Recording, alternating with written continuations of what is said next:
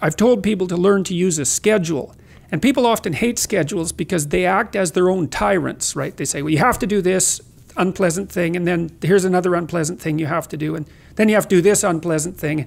And you do that for about 3 days, and you think, to hell with this, I'm not doing that, you know, and you fall off the wagon. That isn't what you're supposed to do with a schedule. You're supposed to use it to design the days that you would like to have if you were taking care of yourself. And so some of that is, you know, you wake up in the morning and you think, here's 5 things I have to do that if I don't do, my life will be worse. It's like paying bills, for example, or taking out the garbage. It's like you have to do those because otherwise things degenerate. So you got to put some of those in the schedule because otherwise tomorrow is worse than today, and that's a bad trajectory. But you also want to build in things, you know, you've got to act in some sense like you're dealing with a relatively recalcitrant 9-year-old.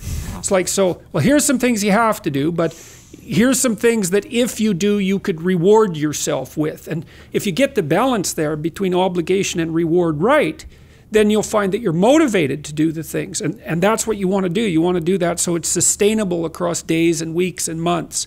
And so you got to treat yourself like a good boss would treat a valued employee, and not like a tyrant would treat a slave, because the slave will rebel. And, you know, people say, well, I don't follow through on my plans. It's like, well, A, they're probably not very well formulated, and maybe you're doing them because of an external moral obligation or something. They're not really your plans, right?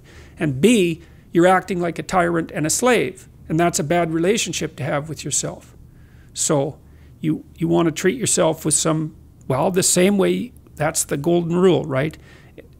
Treat yourself as you would, treat other people as you would have them, treat other people as you would like to be treated. It works both ways. You also treat yourself like you treat other people properly.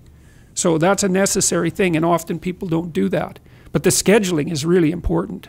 Yeah, actually, when I tell people, because when I first started talking about this, people would start scheduling their day, and they would just go, you know, minute by minute. Yeah. Everything would be scheduled, and you can't maintain that for multiple reasons. Number one is no one wants to have a day like that, where everything that you do throughout the day, minute to minute, sucks. It's things that you don't want to do. So guess what? After 3 days, you say, I'm not doing this anymore. It sucks. It's not fun.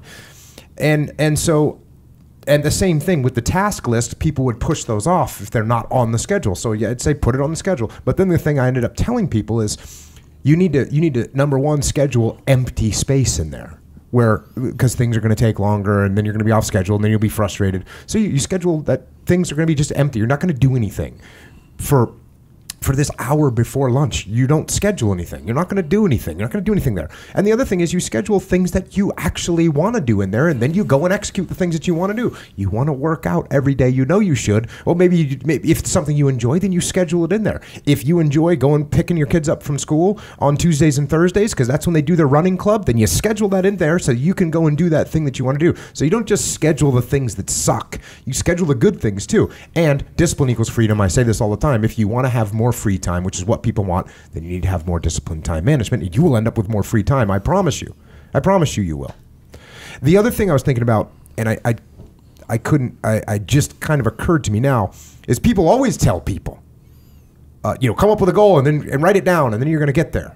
And I was, as you were talking about future authoring, what you had said earlier when you were describing the program in its infancy, what became future authoring, is I was saying, well, how do you get people to actually do this? Well, what you've embedded in the program is the fear of what happens if you don't do these things and where you're going to end up.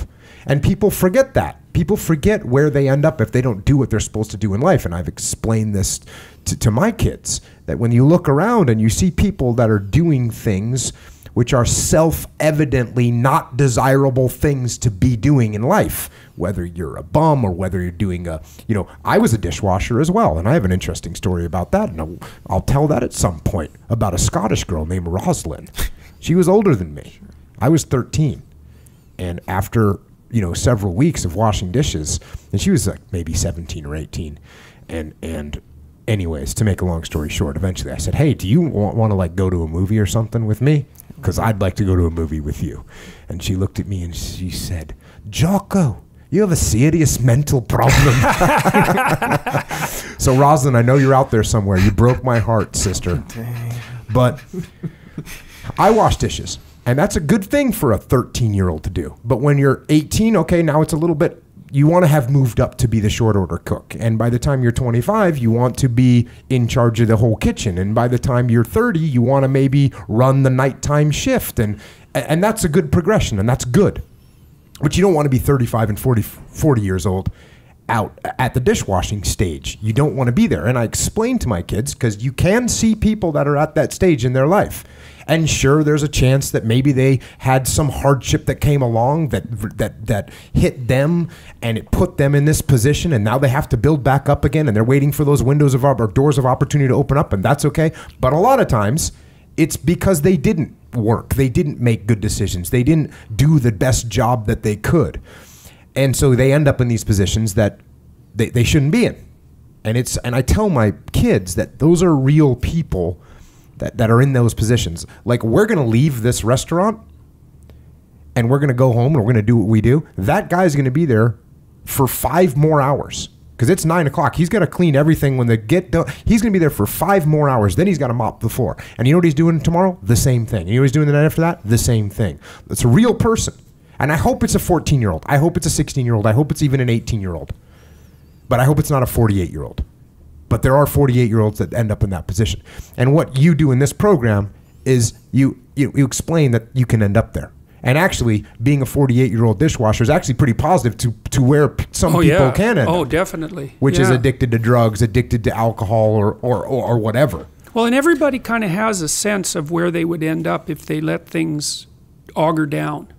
You know, and everybody has their specific weaknesses that their faults would exploit.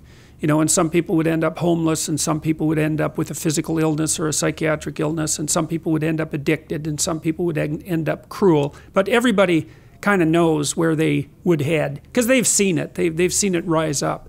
And it's really useful to be terrified of that as if it's a possibility. You know, that's a heaven and hell thing, essentially. It's like, okay, well... It's not even as if it's a possibility.